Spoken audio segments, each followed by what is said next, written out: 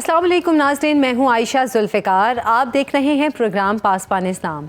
अफ़गानिस्तान के साथ दो तरफ़ा ताल्लुकात और दो तरफ़ा तिजारत किसी भी पाकिस्तानी के खून से ज़्यादा कीमती नहीं है।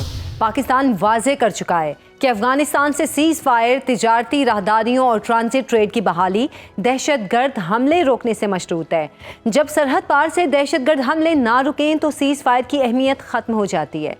पाक अफ़गान तिजारती राहदारियाँ कैसे बहाल हो सकती हैं और ट्रांजिट ट्रेड क्यों कर खोली जा सकती है?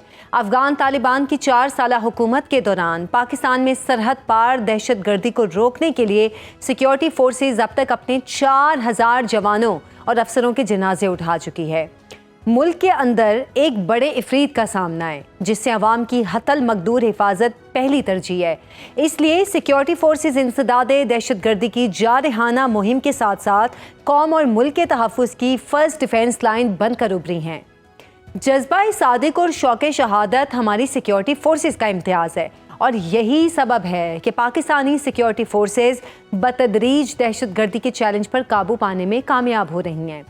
रवां साल जनवरी ता नवंबर सिक्योरिटी ऑपरेशंस में 1795 दहशतगर्द मारे गए। अक्टूबर में सिक्योरिटी फोर्सेज ने 72 शहीदों के जनाजे उठाए, लेकिन 355 दहशतगर्दों को वासुल जहन्नम करके 10 सालों का हौलनाक तरीन और खौफनाक तरीन महीना बना दिया।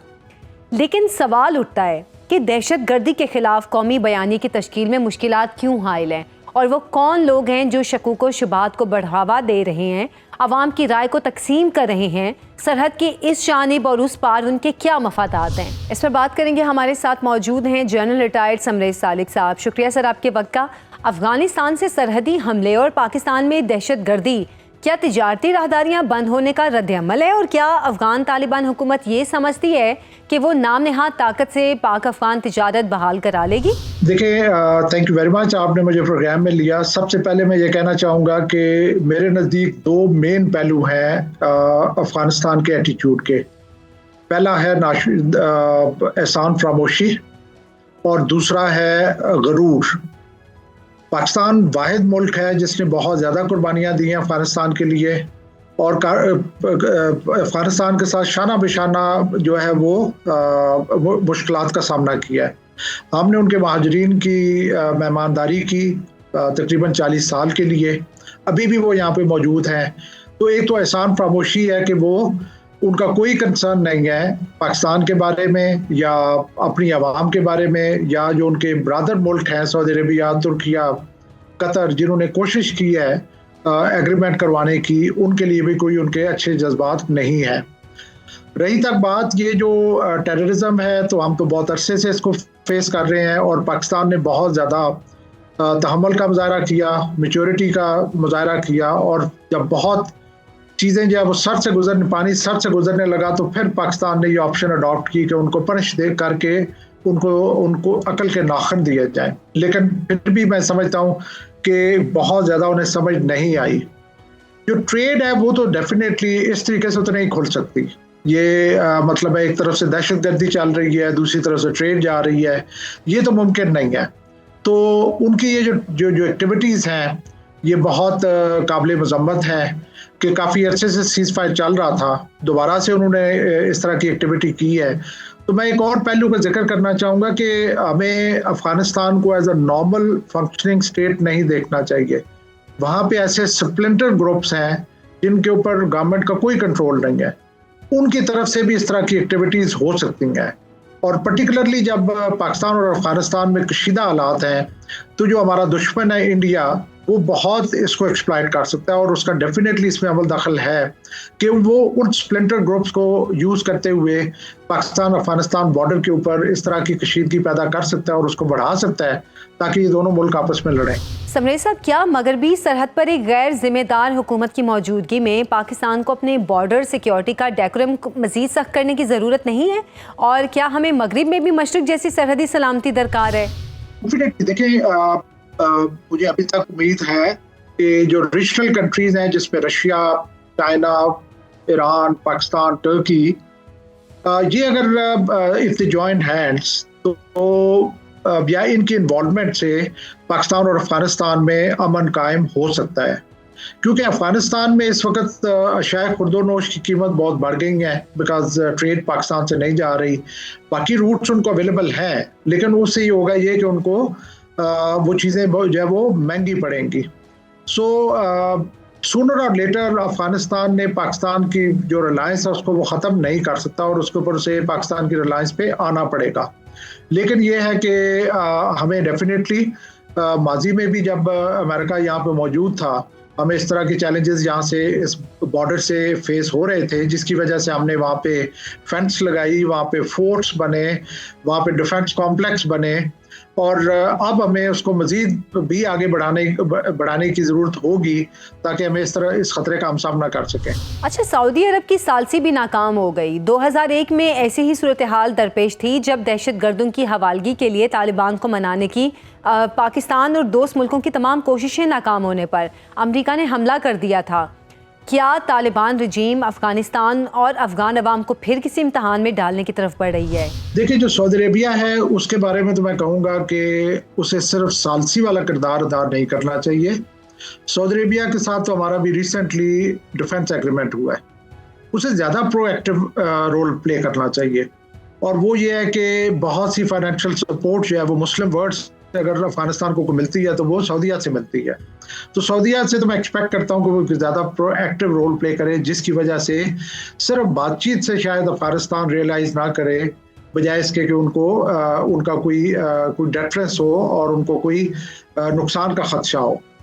बाकी रही बात जो आपने दूसरी कही है कि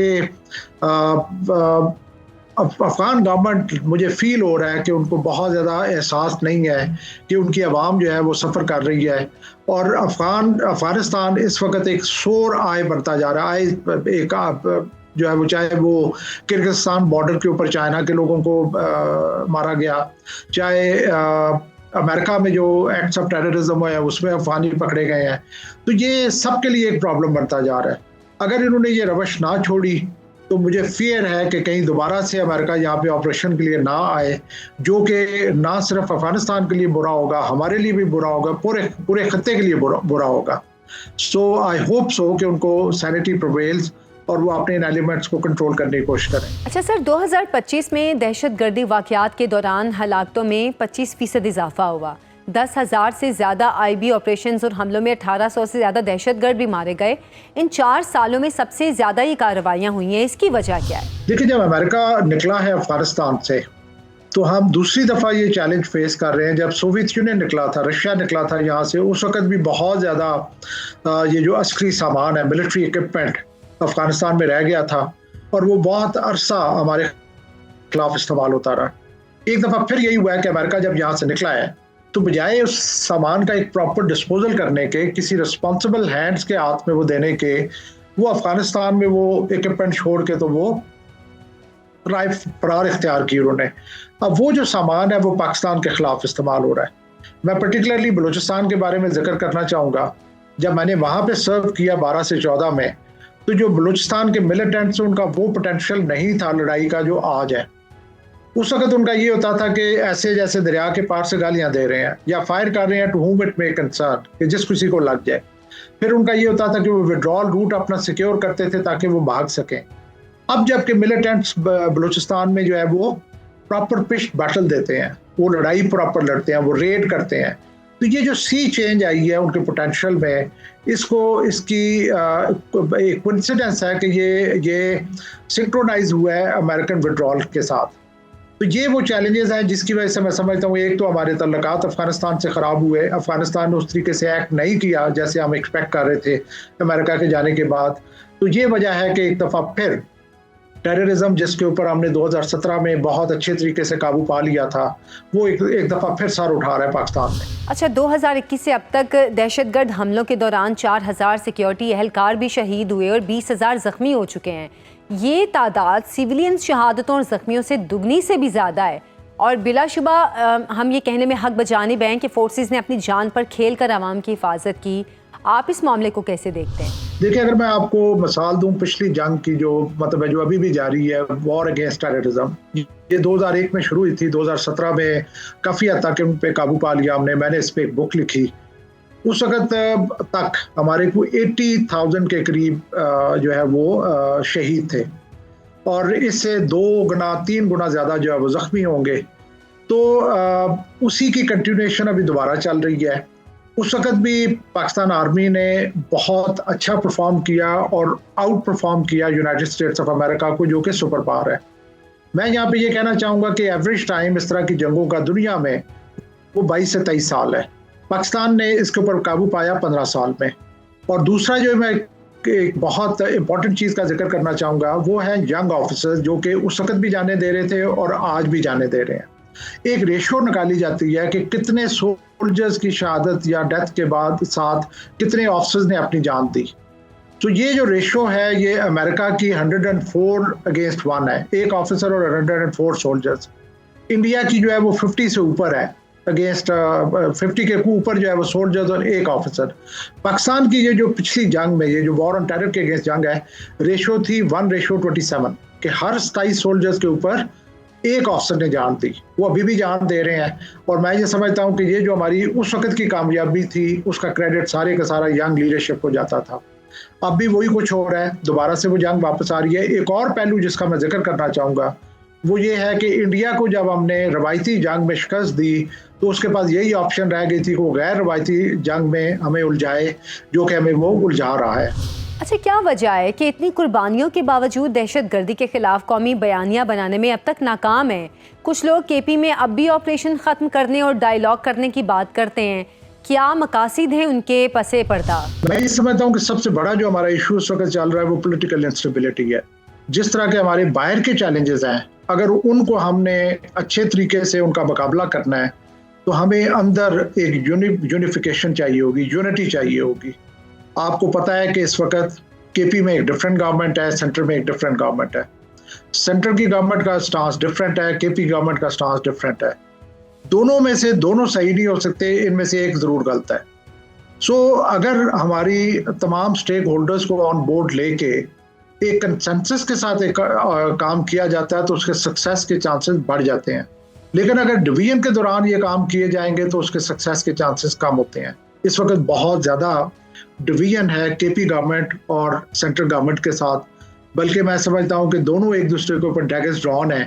दिस इज़ अनडिज़ायरेबल।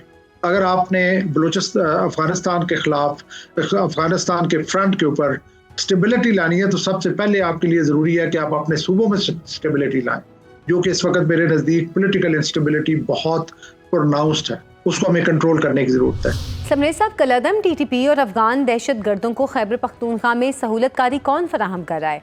क्या गैर कानूनी सरगर्मियों में मुलविस माफियाज, स्मगलर्स और मुनशियात फरोश शामिल हैं इसमें? और क्या कुछ जो सियासी शख्सियात हैं वो भी इसमें मुलविस हैं? देखिए, मैं तो नहीं इस पे unless we have a concrete evidence, ये मैं इस पे शायद एग्री नहीं कर सकूंगा कि उनको कुछ सहूलतकारी मिल रही है। ये डेफिनेटली है कि किसी भी इशू के ऊपर पॉइंट ऑफ व्यू डिफरेंट हो सकता है। मैं हो सकता है मैं कहूँ कि मैंने मिलिट्री ऑपरेशन करना है, आप हो सकता है कि नहीं, मैंने non kinetic, non fighting mean से इन चीज़ों को कंट्रोल करना है। ये डिफरेंस ऑफ ओपिनियन हो सकती है, लेकिन इतनी वेरिएशन मेरे नज़दीक, मेरी असेसमेंट में नहीं है कि जिनको हम चाह रहे हैं कि इनको हमने मारना है वो कह रहे हैं कि नहीं हम इनको घर देंगे। ऐसा नहीं, मुझे ऐसा नहीं लगता।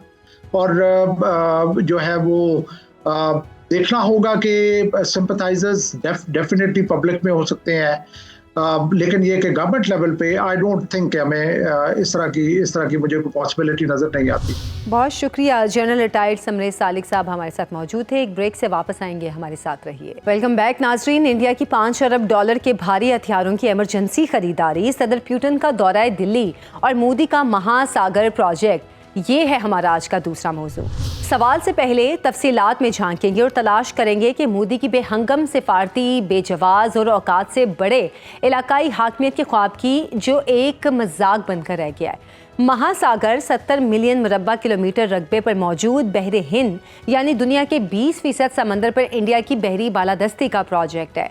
भारत असल में बहरे हिंद की चौकीदारी के जरिए पाकिस्तान, चीन, बांग्लादेश, मशरिक़ वुस्ता समेत तकरीबन 35 मुल्कों के ब्लॉक की इलाकाई ताकत बनने का ख्वाब देख रहा है। बैनुल अक़वामी माहिरीन ने इसे भारत की औकात से बड़ी छलांग करार दिया है। इसलिए भारत के 7,500 किलोमीटर पर फैली साहिली पट्टी के तहफ़्फ़ुज़ का चैलेंज पहले ही भारत के लिए बहुत बड़ा है और महासागर जैसे प्रोजेक्ट के लिए भारतीय बहरिया बहुत छोटी है। दुरुस्त कहा है किसी ने कि इंडिया को अपनी ख्वाहिशात और सलाहियतों के दरमियान फ़र्क रखना चाहिए। उससे पहले खलीज बंगाल की फ़िक्र करनी चाहिए, जहां बांग्लादेश ने विरासत का दावा कर रखा है। महासागर के साथ साथ रूसी सदर पुतिन के दौरे इंडिया की भी बात करेंगे, जिसका हासिल भारत के लिए मुखमसा रहा। हमारे साथ मौजूद हैं बैनुल-अक़वामी उमूर की माहिर शाज़िया चीमा साहिबा। बहुत शुक्रिया शाज़िया साहिबा आपके वक्त का। इंडिया का बहरे हिंद में बालादस्ती का ख्वाब महासागर का नया प्रोजेक्ट अमली तौर पर क्या हैसियत रखता है? क्या चीन जैसी सुपर पावर के होते भारत इलाकाई ताकत बन सकता है? देखिए, हमें ये समझने की ज़रूरत है कि इंडिया इस वक्त ये इस तरह के वेलाकोस्ट किस्म की रेटोरिक बना क्यों रहा है। चीज़ों का बयानिया बना लेना, चीज़ों के बारे में ऐलान कर देना या प्लेज कर देना, उसकी मटीरियलाइजेशन एक बहुत डिफरेंट चीज़ होती है। तो उसमें इंडिया जो ख्वाब देख रहा है उसके लिए और उम्मीदवार भी यहाँ पे मौजूद हैं। तो ये पॉसिबल नहीं है, ये किसी सूरत पॉसिबल नहीं है। और यहाँ पे जो एक अलाइनमेंट है रशिया और चाइना की, जो कि रशिया का कहना है कि ये नो लिमिट पार्टनरशिप है, उस नो लिमिट पार्टनरशिप में चाइना को कंप्रोमाइज करना, वो भी वाया इंडिया, और फिर इंडिया का ये मंसूबे बना लेना और इस पर अमल कर लेना, ये बिल्कुल ऐसे ही है जैसे आपने बताया कि ये कहना जो है, कहने की हद तक ठीक है, ख्वाहिश कर लेने की हद तक ठीक है। और ये हमें पता है कि ये हमेशा से उनकी ख्वाहिश है, लेकिन कैपेसिटी नहीं। उनकी कैपेसिटी जो है वो इवन सार्क ममालिक जो है, नेपाल, भूटान और बांग्लादेश जो है, वहाँ पे अपनी हेजमनी कायम करने की नहीं है। तो कहाँ ये पूरा जो है ये इंटरनेशनल वाटर्स जो हैं उनके अंदर ये सोच रहे हैं कि शायद ये कोई ईरान जैसा ऐसा सिस्टम बना लेंगे जिसमें जो ट्रेड है वो कहीं इनके कंट्रोल में आ जाएगी और फिर ये जब चाहेंगे उसको ये चोक कर देंगे, जब चाहेंगे ये उसको खोल देंगे। तो ये कुछ ऐसा ही जो है वो स्टेट ऑफ हुर्मुज़ टाइप का कोई मंसूबा जो है, ताकि हमारे पास कोई लीवरेज हो इस खित्ते के अंदर। तो वो नहीं होगी। इनके पास इकलौती लीवरेज है, वो ये है कि इंसानों की तरह रहना सीख लें।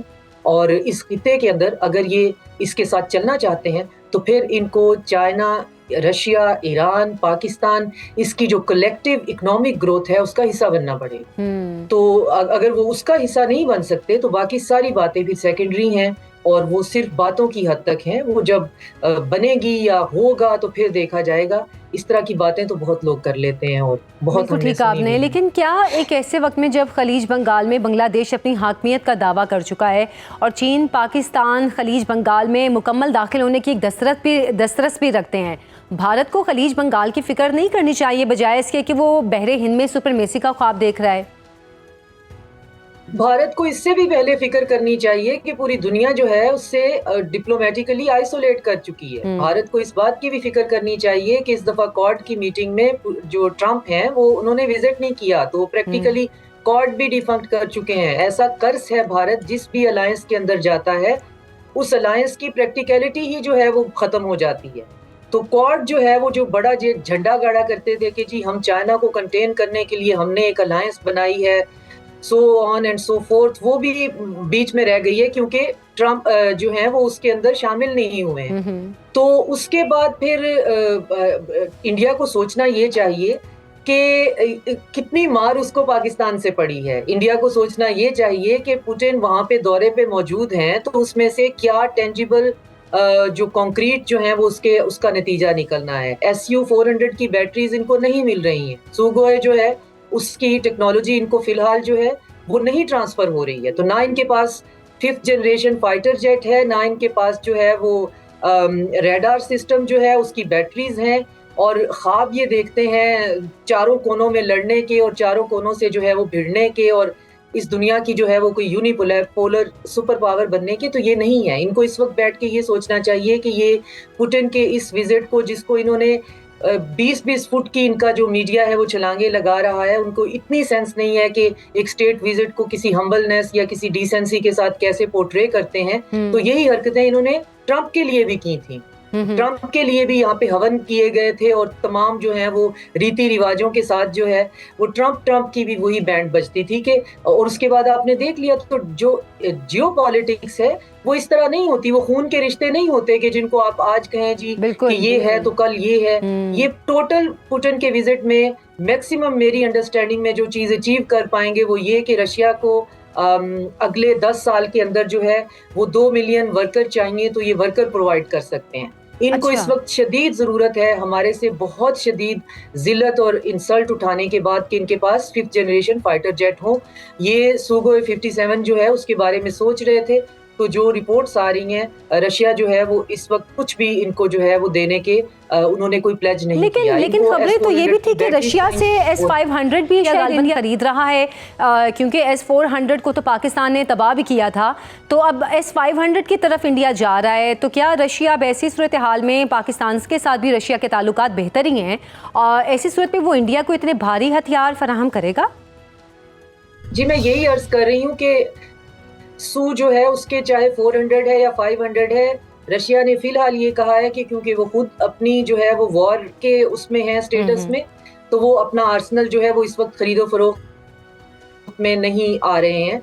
तो फिलहाल हम ऐसा कुछ नहीं कर रहे हैं, वो हमारा जो पुराना मिग है उसको ही आप चलाते रहें, और नई बैटरीज भी हमारे पास नहीं है, और 5th जनरेशन फाइटर जेट जो है वो भी हमारे पास पाइपलाइन में अभी फॉर सेल नहीं है। और ख़ास तौर पे जो इनका पुराना इन्होंने एक एग्रीमेंट किया हुआ था जिसमें टेक्नोलॉजी इनको ट्रांसफ़र होनी थी, फिर उस एक एग्रीमेंट से ये बाहर निकले अमेरिका के कहने पर, और फिर इन्होंने अमेरिका के साथ सौदेबाजी की, और फिर अमेरिका का जो है वो उसके वाइट एलिफेंट खरीदे जो कि आपको टेक्नोलॉजी भी नहीं देते, मेंटेनेंस के राइट भी नहीं देते, और उसके साथ जो है वो एग्रीमेंट और क्लॉजेस डालते हैं किसके अगेंस्ट यूज़ हो सकता है किसके नहीं।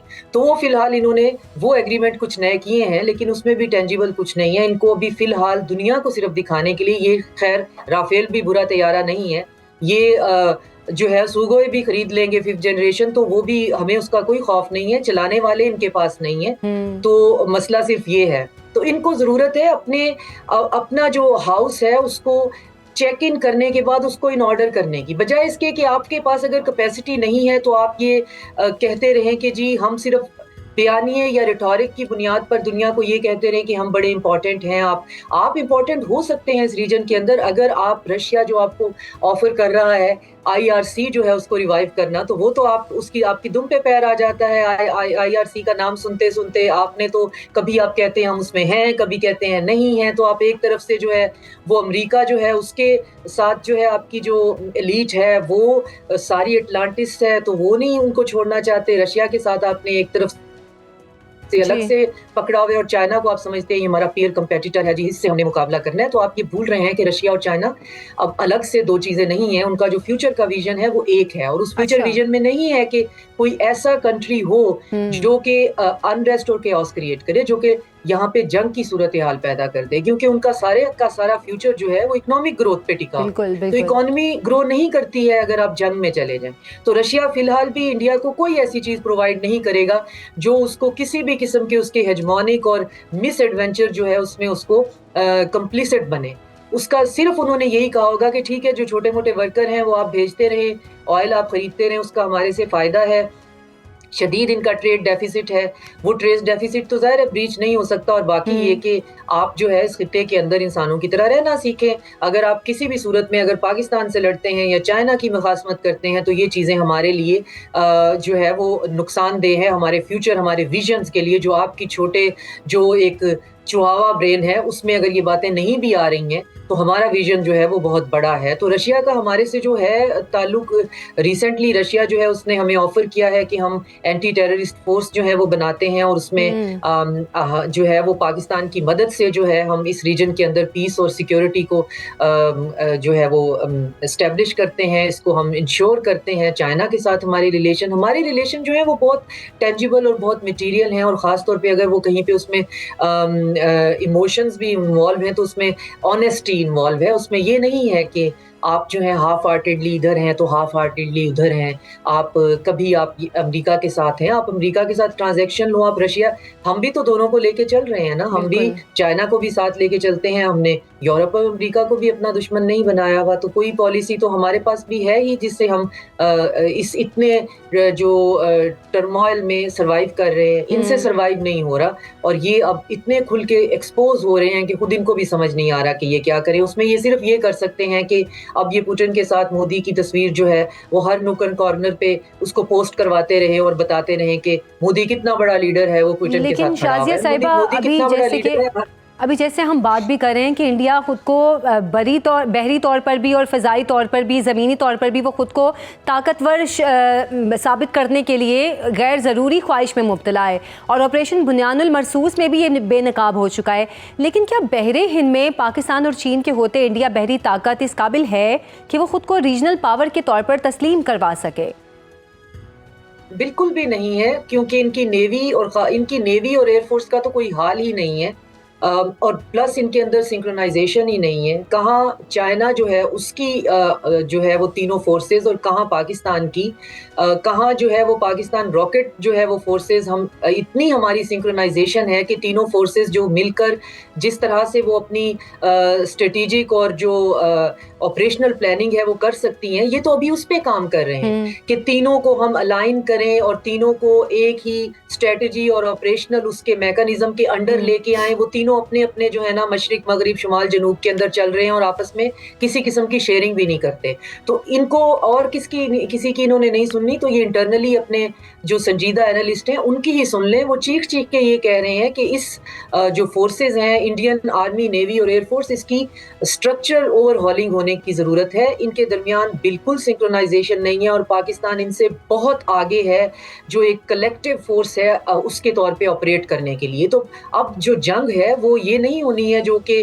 फर्स्ट जो है वो जनरेशन वॉर होती थी रोज और कॉलम की, और पहली रो में आपने सबसे बड़ा, सबसे चौड़ा और सबसे मजबूत आदमी खड़ा कर दिया और उसके बाद देखा जी कि अब जंग कहाँ जानी है। अब जंग जो है वो एक सिनर्जी का नाम है। अब जंग जो है वो एक हार्मनी का एक काम है, एक ऐसी वॉर गेम है जिसके अंदर तीनों फोर्सेस के साथ मिलकर फिर आर्टिफिशियल इंटेलिजेंस से लेकर हर चीज जो है वो आपकी एक सिनर्जी के अंदर जो है, एक हार्मनी के अंदर चलेगी तो आपका काम चलेगा। इनको अभी ग्रास रूट लेवल पे उस पे काम करने की जरूरत है। तो जब ये इस तरह की बातें करते हैं तो आपके मूड पे डिपेंड करता है कि जब इन्होंने बहरे हिंद के अंदर मोनोपोली बनानी है तो आपका मूड है उस वक्त, अगर आप हंसना चाहते हैं और या रोना चाहते हैं। इसके अलावा इनकी बात की इससे ज्यादा कोई वर्थ नहीं होती, क्योंकि ये चीजें कहने से नहीं होती हैं, इन चीजों पे काम शुरू हो जाता है।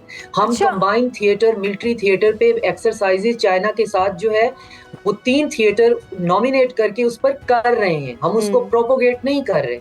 हमने बनियानुल मरसूस के विक्ट्री के बाद एक हमारे मैन इन यूनिफॉर्म ने डीब्रीफिंग की है, उसके बाद आपने किसी को नहीं देखा कि वो यूट्यूब चैनल्स पे बैठकर जो है वो लोगों को भाषण देते फिर रहे हों।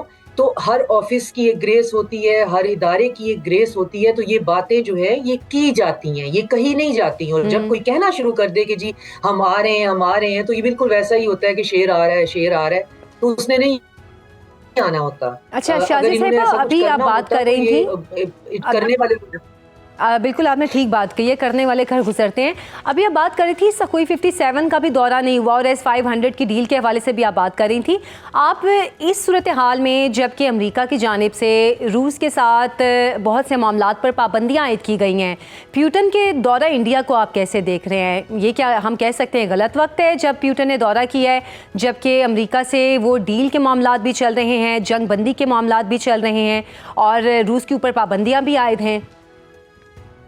देखिए, ये जो स्टेट विजिट होते हैं इनके सही और गलत का फैसला करना किसी एनालिस्ट के लिए या किसी भी बंदे के लिए वो मुश्किल होता है और मेरा ख्याल है करना भी नहीं चाहिए।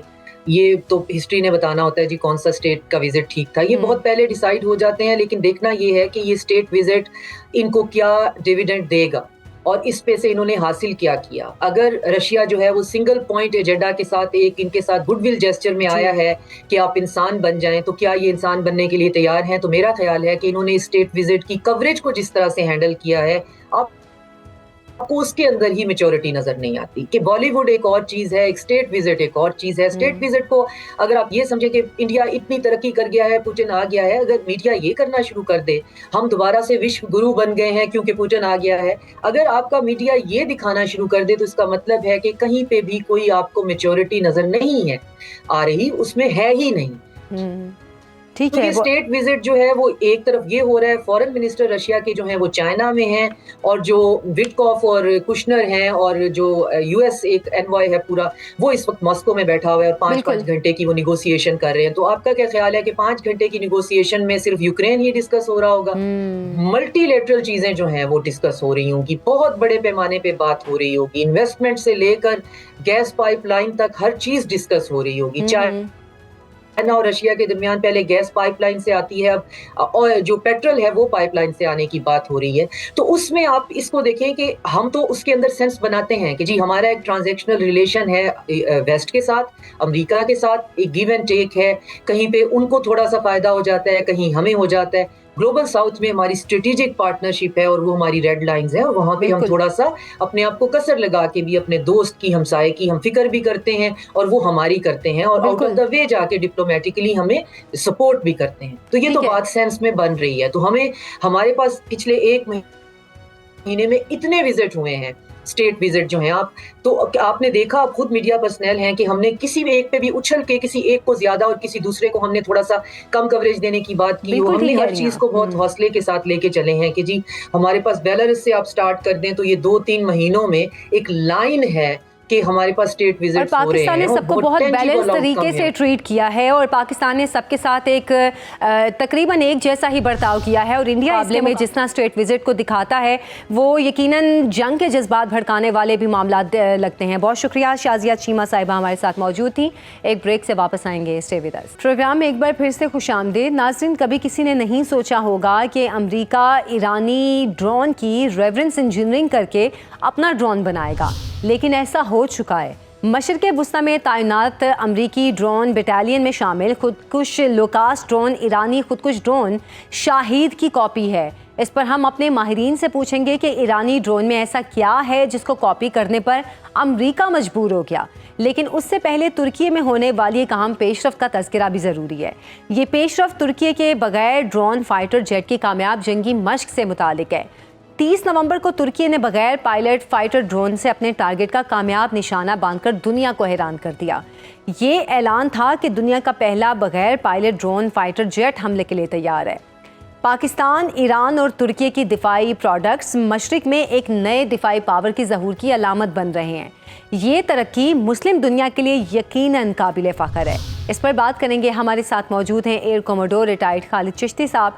खालिद साहब, बहुत शुक्रिया आपके वक्त का। सर, ईरानी ड्रोन की अमेरिका ने रिवर्स इंजीनियरिंग कर ली, शाहीद की कॉपी लुकास तैयार कर लिया। क्या देखा अमेरिका ने ईरानी खुदकुश ड्रोन में जो इसको कॉपी किया? नहीं, मेरा नहीं ख्याल कि ये अमेरिका इसकी कॉपी कर रहा है। ऑल दो सिमिलरिटीज़ हैं। ये ड्रोन एक ऐसी टेक्नोलॉजी है, ये यूनिवर्सल है बुनियादी तौर पर, और ड्रोन की अमेरिका के बहुत एडवांस टेक्नोलॉजीज़ हैं, और ये ऐसी चीज़ है जिसके अंदर आप टेक्नोलॉजी इंटेंस, बहुत सारी कंप्यूटर्स हैं, बहुत सारे सेंसर्स लगे होते हैं, इलेक्ट्रॉनिक्स होते हैं।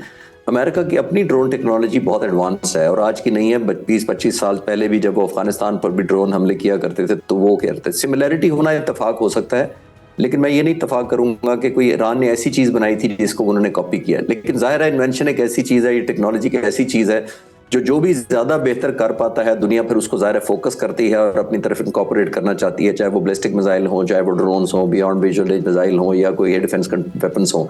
तो जहाँ से भी होती है ये दुनिया एक रेस है बुनियादी तौर पर। बहुत सारे मैन्युफैक्चरर्स अपग्रेड करते रहते हैं, अमेरिका खुद भी अपग्रेड करता रहता है। और जैसे मैंने अर्ज़ किया कि मेरा नहीं ख्याल कि अमेरिका कोई ऐसी ज़रूरत है कि उसको टेक्नोलॉजी ईरान की कोई कॉपी करने की कोशिश, स्टडी ज़रूर करते हैं अगर उनको कोई ड्रोन हाथ में लगे कि क्या करते हैं, कौन सी टेक्नोलॉजी ईरान यूज़ कर रहा है, कौन सी ऐसी चीज़ है कोई स्पेशलाइज्ड।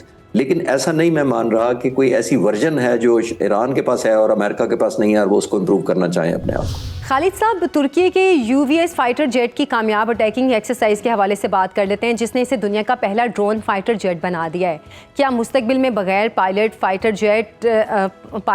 जेट्स की जगह ले सकते हैं? देखिए, दोनों की अपनी अपनी एडवांटेजेस हैं। जो अनमैन्ड होता है उसकी अपनी एडवांटेजेस हैं, जो मैन्ड होता है उसकी अपनी होती है। मैं पहले अनमैन्ड की कर देता हूँ। बुनियादी तौर पर जो अनमैन्ड होता है ये जहाज का रिप्लेसमेंट तो नहीं है, लेकिन ये लिमिटेड वेपन कैरी करता है और इसकी एडवांटेज ये होती है कि इसको ज़मीन पर बैठ कर कंट्रोल करता है, कंट्रोलर पायलट ही होता है। ये कई घंटे यानी 20, 30, 40 डिपेंड करता है इसकी इंड्योरेंस है, हवा में उड़ता रहता है।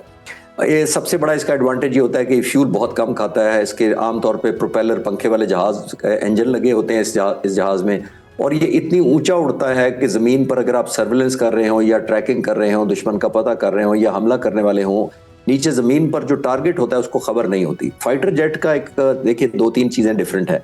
फाइटर जेट का एक फाइटर पायलट उड़ाता है, ह्यूमन लिमिटेशन की वजह से उसकी लिमिट होती है कि 2 या 3 या 4 घंटे में उसने लैंड करना होता है, तो उस पर फटीग एलिमेंट आ जाता है, फ्यूल कंजम्पशन बहुत है। और सबसे बड़ी बात, जैसे मैंने कहा, फाइटर जेट का इंजन बड़ा पावरफुल होता है तो उसका नॉइज़ बड़ा क्रिएट होता है, तो ज़मीन पर जो भी आपका विक्टिम होता है या टारगेट होता है उसको खबर हो जाती है कि फाइटर जहाज़ आ रहा है। तो वो इंफॉर्मेशन बोर्ड होने की वजह से, बेहतर इन्फॉर्म होने की वजह से वो अपने प्रोटेक्टिव मेजर्स ले लेते हैं।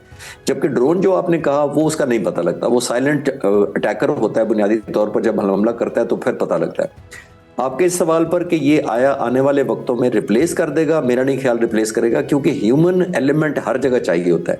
देखिए क्यों चाहिए होता है। कॉम्बैट और डॉग फाइट अभी तक सिर्फ फाइटर पायलट जो होते हैं, जहाज मैंड होते हैं, वो करते हैं। Decision making last minute fighter pilot खुद ले सकता है। सिचुएशनल अवेयरनेस जो है वो ड्रोन की अपनी नहीं होती, वो जमीन से करनी पड़ती है। और जो हवा में होता है, वह पायलट उड़ रहा, उसकी सिचुएशनल अवेयरनेस कहीं ज़्यादा बेहतर होती है। वो ऑन स्पॉट फैसला कर सकता है, वो बाज़ दफ़ा प्रायोरिटाइज कर सकता है, डिपेंड करता है इस टारगेट को मारना है या उस टारगेट को मारना है। वो ये भी फैसला कर सकता है कि मैंने इंगेज अपने फेवरेबल टर्म पे रहना है कि नहीं रहना, और अगर अनफेवरेबल सिचुएशन है तो मैंने एग्जिट कैसे करना है। तो बहुत सारी थिंकिंग डिसीजंस होते हैं, उसमें अंदर फाइटर पायलट चाहिए होता है। तो आने वाले वक्तों में बहुत इंपॉर्टेंट रोल प्ले करेगा ड्रोन, अनमैन्ड एरियल व्हीकल बिल्कुल करेगा, इसको मैं डिनाई नहीं कर रहा।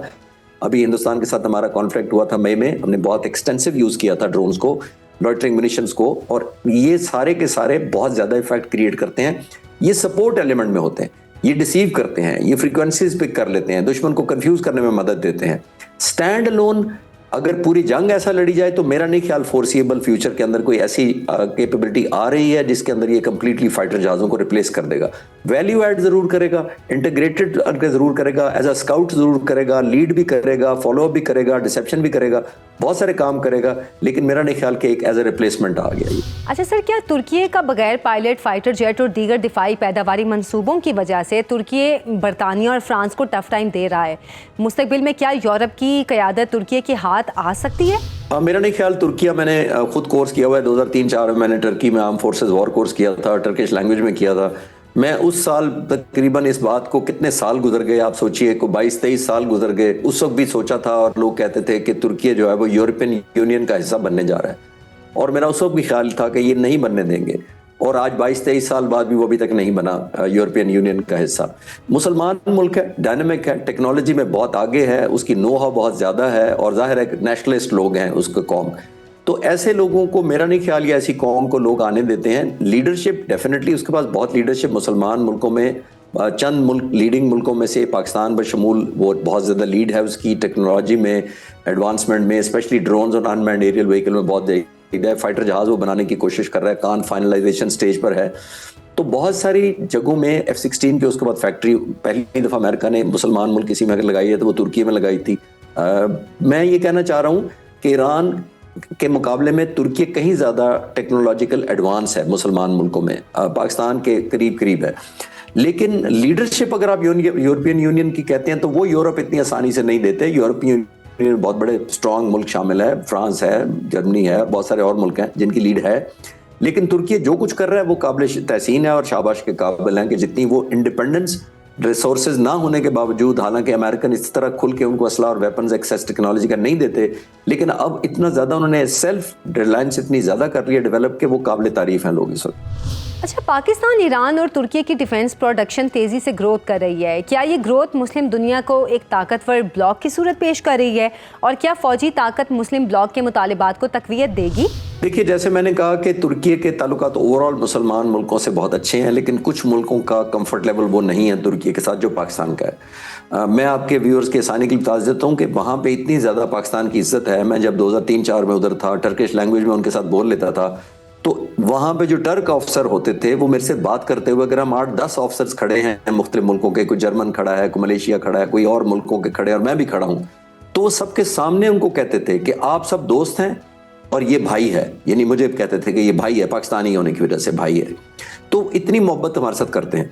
लेकिन अनफॉर्चुनेटली उस तरह का कई मुल्कों में सस्पिशन है। तुर्की के अपने, ज़ाहिर है तुर्की की अपनी नेशनल इंटरेस्ट है, मैं ये नहीं कह रहा कि वो गलत करते हैं, उन्होंने अपनी नेशनल इंटरेस्ट के हिसाब से करना है, लेकिन टेक्नोलॉजिकली उनके पास बहुत एज है। बहुत सारे अगर मुल्क कोलैबोरेट करके, तुर्की, पाकिस्तान और ये जो हम एडवांस हैं मुल्क, उनके साथ कोलैबोरेट करके अगर हम पाकिस्तान और तुर्की और इस तरह के मुल्क मिलकर एक कोई ऐसा कम्युनिटी या ऐसा एक ऑर्गेनाइजेशन आप बना लें, खास तौर पर एक अलायंस बना लें जिसके अंदर आप मिलिट्री हार्डवेयर जॉइंटली डेवलप करें, वो बहुत अच्छा पेशखैमा होगा। लेकिन मुझे लगता है कि क्योंकि अपनी अपनी नेशनल इंटरेस्ट है दूसरे मुल्कों की अपने साथ, अमेरिका के साथ, रूस के साथ, चाइना के साथ, शायद ये मुल्क जो बड़े हैं जिनकी मोनोपोली है वेपन्स पर, वो शायद पसंद ना करें या वो मटीरियलाइज इस तरह की ऑर्गेनाइजेशन को ना होने दें, क्योंकि ये जॉइंटनेस उनके लिए खतरा बन जाती है। बहुत शुक्रिया। खालिद चिश्ती साहब हमारे साथ मौजूद थे। आज के प्रोग्राम से मुझे इजाज़त दें।